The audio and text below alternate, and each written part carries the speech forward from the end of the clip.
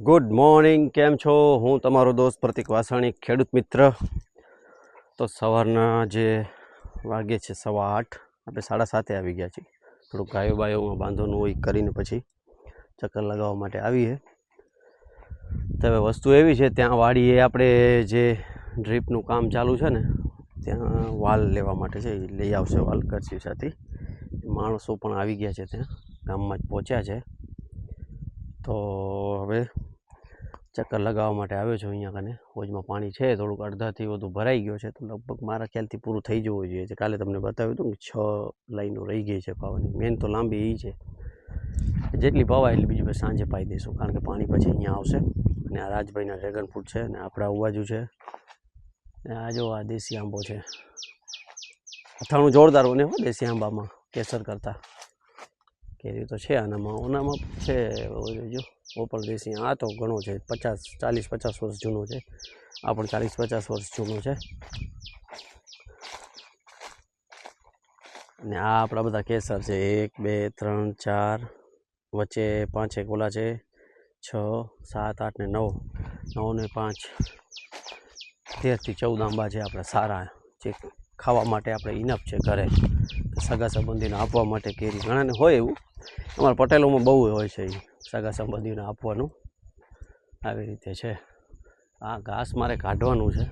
સાલા ઠાકોર બધા છે ને જવાના છે વતનમાં, 15-20 દિવસ નહીં હોય. આવે એટલે પછી કંઈક આનું નિકાલ કરીએ.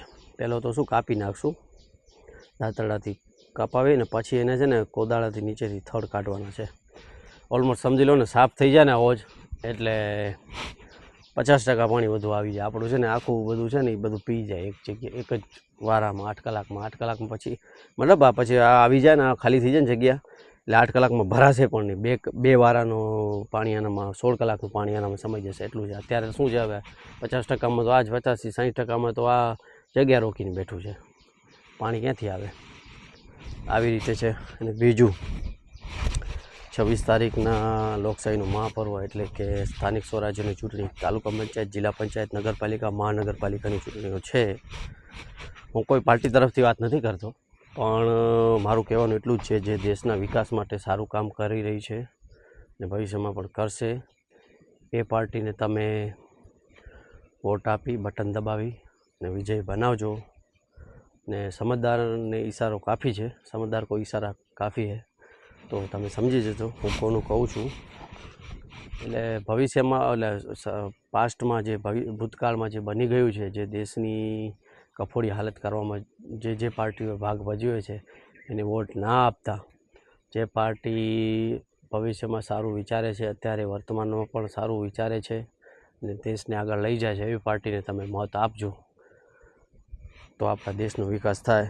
દેશ સર્વોપરી છે, સમાજ તે બધું પછી આવે, ધર્મ પછી આવે. પહેલો દેશ છે. દેશને તમે પ્રેમ કરશો તો તમે બધા ધર્મ, ઓટોમેટિક તમે ધર્મને પ્રેમ કરશો, કારણ કે દેશ એ મોટું આપણે માટે ભારત માતા છે. બીજા બધા દેશો માટે એનું જે હશે એના વિચાર અલગ છે.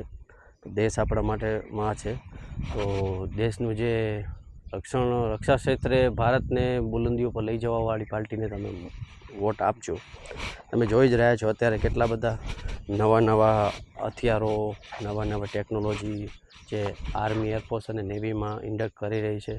તમને એક વસ્તુ જણાવું કે હર 40 દિવસે એક નેવીની નવી શિપ આપણે ડિલિવર કરી રહ્યા છે. બધી કંપનીઓ જે છે એ ગવર્મેન્ટ અપ્રુવડ કંપની છે, ને ગવર્મેન્ટની કંપનીઓ છે, બધી કરી રહી છે. એ કોની સરકારથી થયું છે, હું કોઈનું નામ નથી લેતો, તમે સમજી જજો.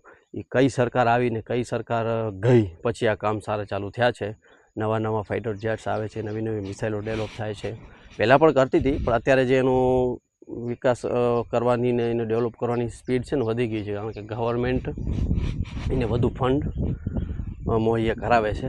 તો આટલું જ કહેવાનું છે કે ખાલી તમે ચહેરા ન જોતા, તમે એક ચહેરાને જુઓ ને એને તમે મત આપો, ને સામે બીજી પાર્ટીને બધી આખી પેનલ હોય, તમે જેને વોટ આપ્યો છે ને જે જીત્યા છે એને જીતાડીને કોઈ ફાયદો નથી. એવા ભૂતકાળમાં કિસ્સા બની ગયા છે. એટલા માટે તમને કહું છું કે જીતાડો તો એવી પાર્ટીને જીતાડજો, કારણ કે સ્ટેટ ગવર્મેન્ટ અને સેન્ટ્રલ ગવર્મેન્ટમાં જે લોકો બેઠા છે એની સાથે પેનલ ટુ પેનલ ઓલું કરીને તમે રહેજો. બસ આટલું કહેવાનું છે. તો વિડીયોને કરી એન્ડ. પેજ પર નવા હો તો પેજને ફોલો કરજો, વિડીયોને શેર કરજો, લાઈક કરજો અને ઓલ વિડીયોનું નોટિફિકેશન બટન દબાવવાનું ના ભૂલતા. મળીએ નેક્સ્ટ વ્લોગમાં. ત્યાં સુધી બધાને જય જવાન, ભારત માતા કી જય, વંદે માતરમ.